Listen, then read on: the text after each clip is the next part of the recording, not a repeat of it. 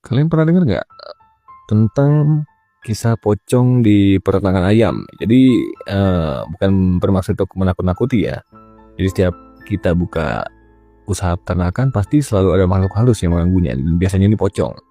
Nah ini nih dialami nih oleh Mas Gugun di Jawa Tengah. Atau nanti dalam cerita kita panggil Mas Gun. Tapi sebelum lanjut ke ceritanya, seperti biasa nih, percaya nggak percaya, anggaplah ini sebagai hiburan. Bila perlu ambil pembelajaran.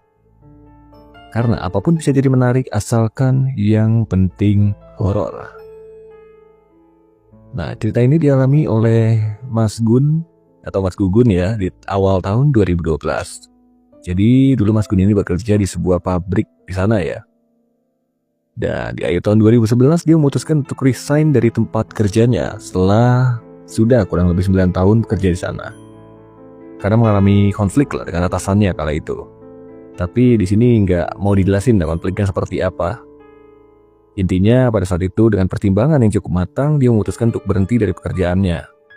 Singkat cerita keluarlah Mas Gun dari kerjaannya. Dia pun ngomong langsung nih ke istrinya nih. Oh ya, Mas Gun ini udah punya 2 anak ya, dan anaknya itu dua-duanya itu perempuan. Waktu itu dia bilang ke istrinya, ini menurutmu gimana ya dek kalau aku kerja lagi atau gimana? Sedangkan umurku ini udah 34 tahun, agak susah juga nih cari kerja. Nah jawaban istrinya cukup bijak kala itu. Ya udah mas, itu kan keputusanmu, jangan disesali lah. Kalau boleh kasih saran, mending ya mas buka usaha aja. Pengennya juga begitu deh, tapi susah. Usaha apa? Ya kan modal kita juga terbatas. Istrinya tersenyum dan berkata, ya mas paling tahulah harus bagaimana, mas kan kepala keluarga. Dia pun sempat terdiam dan berpikir. Nah singkatnya, 1 bulan kemudian Mas Gun menuju kantor asuransi pekerjaannya. Ya kita nggak perlu sebut merek lah ya, mungkin teman-teman juga dapat tahu. Dia mau mengklaim sisa uang asuransinya yang dia setorkan setiap bulan dari gajinya. Ya kawan-kawan pasti familiar lah. Dan beberapa hari kemudian uang itu pun diterima oleh Mas Gun. Tapi dia masih bingung nih mau usaha apa. Nah minggu pagi istrinya tiba-tiba berencana mengajak Mas Gun dan anak-anaknya main ke rumah mertuanya Mas Gun atau orang tuanya dari istrinya Mas Gun ya. Mas kita main ke rumah bapak yuk, kata istrinya tuh. Loh kok dadakan dek? Udah mas ikut aja, katanya bapak mau ngomong sama kamu.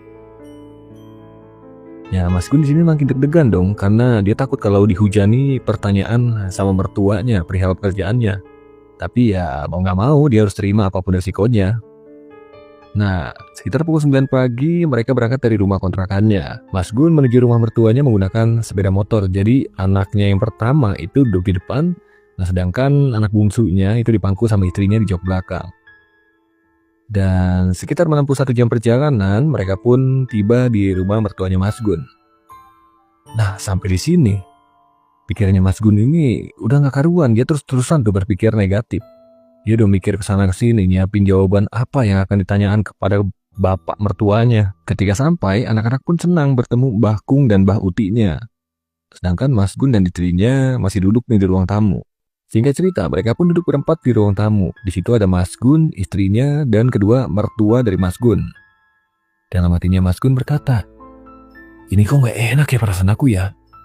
Apa bapak dan ibu mertuaku marah? Nah ternyata nih, di luar dugaan, pikiran buruknya Mas Gun berbalik 360 derajat. Mertuanya justru baik ke Mas Gun. Dan bapak mertuanya bertanya nih, Gun, bapak dengar kamu keluar dari tempat kerjamu.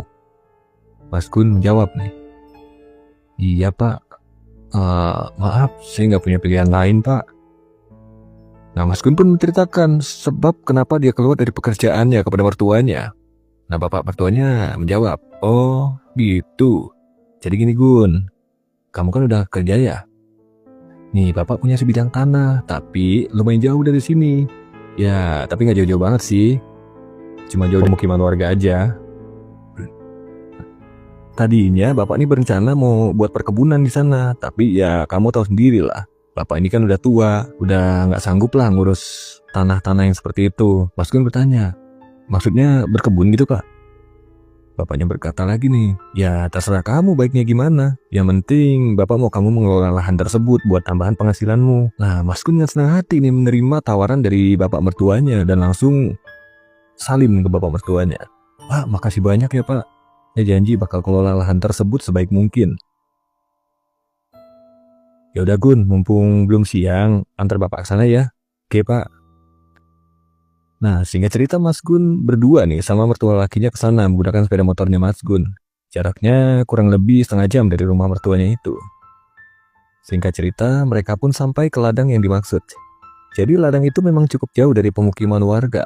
Adanya itu di tengah persawahan, tapi agak ke pojok sana menuju hutan. Jadi ya bener-bener suasananya itu sepi sekali walaupun masih di siang hari. Jadi ternyata ladang milik bapak mertuanya Mas Gun ini cukup besar dan ada sebuah sumur tua juga di sana. Tapi sumur tua ini airnya tuh jernih banget gitu, jadi aman lah buat konsumsi. Di sini Mas Gun terdiam dan berpikir, ini mau dijadiin apa ya lahan ini ya? Sedangkan kalau mau dijadikan lahan perkebunan, ini prosesnya agak lama dan sedikit rumit. Ya sudahlah, nanti tak pikirkan aja di rumah. Singkatnya mereka pun pulang ke rumah kontrakannya Mas Gun. Dan Mas Gun belum mendapatkan ide matang untuk mengelola lahan tersebut. Sampai akhirnya sekitar 2 minggu kemudian Mas Gun ini bertemu dengan teman lamanya Mas Gun. Namanya ini Rijal. Mereka ini ngobrol panjang lebar tentang keluarga, anak, kesibukan saat ini. Rijal pun bertanya kepada Mas Gun, Gun, kamu kerja apa sekarang? Mas Gun ya menjawab nih agak lemes dia. Aku gak kerja aja, aku keluar di tempat kerjaku. Dan lagi-lagi nih Mas Gun menceritakan penyebab dia keluar dari tempat kerjanya. Dan Mas Gun gak lupa menanyakan lowongan di tempat kerjanya si Rijal. Nah, Rijal ini bekerja di sebuah showroom ternama di Jawa Tengah. Tapi sayangnya si Rijal berkata, mohon maaf Gun, untuk saat ini belum ada lowongan buat kamu. Nanti deh kalau ada lowongan tak kasih tahu kamu. Nah, Mas Gun langsung menceritakan kepada Rijal perihal sebidang lahan yang diberikan mertua. Nah, di sini Rijal pun langsung berkata, oh bener Gun, kamu punya sebidang lahan. Kenapa nggak buat peternakan ayam aja? Mas Gun bertanya nih. Tapi apa nggak susah ya bikin usaha peternakan ayam? Nah, si Rijal langsung memberitahukan nih kepada Mas Gun bahwa ada seorang temannya yang seorang distributor bibit ayam broiler peternak. Dan jangka waktu panennya relatif pendek, mungkin cuma 1 atau 2 bulan lebih lah sudah bisa dipanen. Nah, beberapa hari kemudian Rijal langsung mengajak Mas Gun untuk bertemu dengan temannya tersebut. Nah, mereka pun bertemu nih, dan Mas Rijal mengenali Mas Gun ke temannya, distributor ayam bibit tersebut. Dan tidak pakai lama, mereka pun langsung pulang. Dan Mas Gun mulai membulatkan tekadnya untuk membuat peternakan ayam. Mulai dari menyiapkan segala sesuatunya, dan pertama dia menyiapkan segala bentuk perizinan ke pejabat setempat seperti RT RW hingga kepala desa untuk membangun sebuah peternakan ayam di wilayah tersebut. Setelah izin itu berhasil didapatkan, dia pun mulai memberi bahan baku seperti kayu dan beberapa bilah bambu. Dan gak lupa nih, dia juga beli asbestos untuk membangun sebuah kandang yang cukup besar. Jadi rencananya dia akan membuat kandang berukuran yang cukup besar untuk menampung ratusan ekor ayam broiler. Gak lupa dia juga membangun sebuah gubuk untuk tempat dia beristirahat dan berfungsi juga nih sebagai gudang penyimpanan pakan. Kendalanya ya pasti ada, itu di sistem kelistrikan. Karena peternakan ayam Mas Gun ini lumayan jauh dari pemukiman warga. Jadi agak sulit untuk mengakses listrik di sana. Sementara itu, ayam-ayam broiler yang masih berukuran kecil selalu membutuhkan sumber cahaya untuk bertahan hidup. Singkat cerita, semua persiapan pun selesai. Gak menunggu waktu lama, Mas Gun langsung menghubungi distributor ayam untuk mengirim ayam-ayam bibit ke peternakannya. Untungnya nih, Mas Gun gak sendirian menjaga peternakan ayam tersebut, tapi juga ada Aji.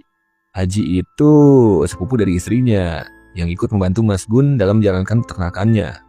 Jadi sistemnya itu bergantian, terkadang Mas Gun yang menjaga malam, terkadang juga Aji yang berjaga malam. Mas Gun ini benar-benar gak berani meninggalkan peternakan ayam tersebut di malam hari, karena takut terjadi pencurian. Malam pertama, Mas Gun menginap di peternakan ayam tersebut, alhamdulillah nih, belum ada gangguan apa-apa. Walaupun sesekali tercium bau busuk yang agak-agak samar lah gitu. Ya, namanya juga di peternakan, Mas Gun masih menganggap itu suatu hal yang wajar. Malam itu Mas Gun berjaga dan si Aji ini berjaga pagi. Begitupun sebaliknya. Jadi mereka ini saling ganti-gantian ya. Kadang Mas Gun yang berjaga malam, kadang Aji juga berjaga malam. Ya seperti itulah intinya. Mas Gun mulai betah tidur di sana dan menjaga peternakan ayam di tempatnya itu katanya sahdu banget. Udara dingin, dikelilingi persawahan. Paling ya harus stok obat nyamuk juga karena nyamuknya kata Mas Gun lumayan beringas. Malam kedua Mas Gun di sana pun belum ada gangguan. Singkat cerita, 2 minggu Mas Gun menjalani peternakan ayam tersebut mulailah terjadi keanehan. Waktu itu sekitar pukul 10 malam, Mas Gun bersiap untuk tidur. Dan Mas Gun pun tertidur. Di dalam tidurnya, dia bermimpi di tempat yang sama tempat dia tertidur. Jadi di mimpinya itu, ada seorang kakek-kakek yang menggunakan baju serba hitam. Ya nggak tahu ya usia kakek itu berapa. Yang jelas kakek itu berdiri di hadapannya Mas Gun tanpa mengucap sepatah kata pun. Dan kakek itu menatap dengan tatapan yang sangat tajam. Seperti terlihat marah lah. Baru aja Mas Gun mau bertanya nih kepada kakek itu, tiba-tiba kakek itu menghilang. Dan saat itu pula Mas Gun terbangun. Waktu itu sekitar pukul 1 dini hari. Mas Gun benar-benar bangun dalam keadaan badan gak enak. Lalu beberapa menit kemudian dia mendengar suara gaduh dari dalam kandang ayamnya. Jadi ayam-ayam ini seperti menggeliat dan berkotek. Ya seperti ketakutan lah, seperti ada orang yang mendekati. Mas Gun tanpa pikir panjang langsung ngecek ke dalam kandang. Nah, pada saat dia melihat ke dalam kandang, di pojokan kandang di satu sudut gelap ada satu sosok bayangan hitam besar yang berdiri di pojokan kandang. Sosok ini tinggi sekali, bahkan kepalanya ini sampai menyentuh atap kandang. Bisa dibayangkan besarnya sosok ini. Nah di situ Mas Gun benar-benar gak bisa bergerak selama beberapa detik sampai akhirnya dia berteriak. "Woi, siapa itu? Goblok, ngapa kamu di sini?" Singkat cerita, sosok hitam itu menghilang begitu saja seperti menembus dinding bambu dalam kandang. Disitulah Mas Gun ini benar-benar lemas dan terduduk. Dia sama sekali gak tahu makhluk apa yang ada di hadapannya tadi. Nah singkat cerita malam itu pun selesai dan gak ada kejadian sampai dengan esok paginya. Nah pagi harinya Aji pun datang sekitar jam 6 pagi. Dia bertanya kepada Mas Gugun, "Mas, kenapa kok agak kusut gitu?" Gak tahu Ci, semalam itu aneh banget." "Aneh gimana maksudnya Mas?" "Ya tadi aku tekani sosok ireng, tak kira wong." "Oh, iku toh Mas. Dudu Mas, iku dudu wong. Iku demit Mas." "Loh, kamu kenapa gak bilang dari tadi toh Cici?" "Ya, aku gak mau bikin Mas Gun takut aja. Tapi gak apa-apa Mas, aku juga sering datangi sosok itu." Akhirnya, keesokan harinya Mas Gun kembali menjaga ternaknya. Kali ini dia gak bisa tidur sampai pukul 11 malam. Dia berinisiatif untuk membuat api unggun di sana. Lagi enak-enak menghangatkan badan, tiba-tiba tercium bau busuk yang sangat menyengat. Bau ini benar-benar busuk banget sampai-sampai Mas Gun ini gak tahan. Nah, di satu momen pandangannya terbelalak ke satu sudut bangunan. Jadi di belakang kandang ayam itu ada beberapa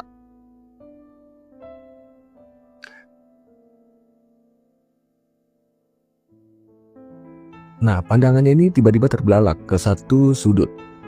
Jadi di belakang kandang ayam itu ada beberapa dapuran pohon pisang.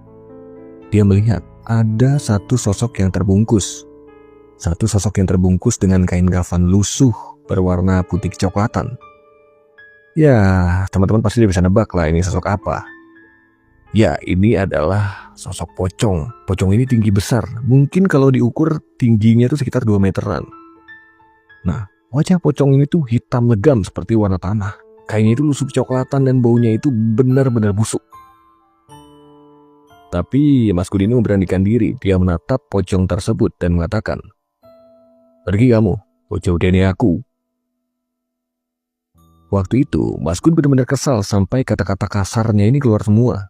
Dan benar aja, sosok pocong ini tiba-tiba terbang dan menghilang. Mas Gun memilih untuk tidur malam itu di saung yang ia buat tadi. Baru sekejap ia tertidur. Dia mendengar seperti hembusan napas yang sangat berat. Terasa dekat sekali seperti orang yang ngos-ngosan. Nah, betapa kagetnya dia ketika Mas Gun membuka matanya. Sudah ada sosok pocong di hadapan wajahnya. Jadi, selagi dia tertidur, di sebelahnya itu tertidur juga sosok pocong yang tadi ia lihat berada di dapuran pohon pisang. Dan jaraknya ini cuma setengah meter dari tempat tidurnya Mas Gun.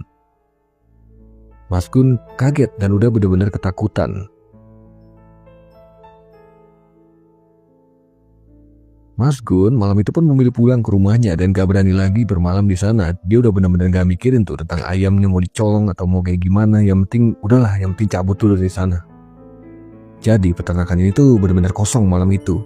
Gak ada yang jaga sama sekali. Sampai pada akhirnya keesokan harinya Mas Aji melihat ada beberapa puluhan ekor ayam ini mati.